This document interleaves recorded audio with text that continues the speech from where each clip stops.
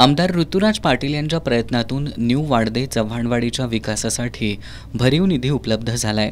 या निधीतून पूर्ण झालेल्या व्यंकटेश नगरमधील रस्त्याचं आमदार ऋतुराज पाटील यांच्या उपस्थितीत स्थानिक मान्यवरांच्या हस्ते उद्घाटन करण्यात आलं। आमदार ऋतुराज पाटील यांनी संत बाळूमामांच्या पालखीचं पूजन करून दर्शन घेतलं।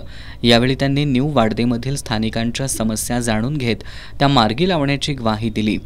आमदार ऋतुराज पाटील यांनी शिवनगर बागडी वसाहतीमधील शिवशक्ती तरुण मंडळाचे पदाधिकारी, सदस्य आणि ग्रामस्थांशी विकास कामांबाबत आणि व्यक्तिगत समस्यांबाबत चर्चा केली।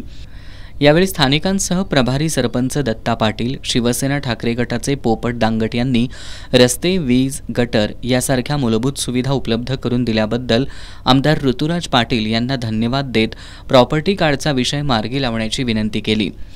यावर आमदार ऋतुराज पाटील यांनी पाणी प्रश्नासह प्रॉपर्टी कार्डचा प्रश्न मार्गी लावण्यासह शासकीय योजनांचे लाभ मिळवून देण्यासंदर्भात विशेष शिबिराचं आयोजन करण्याची ग्वाही दिली।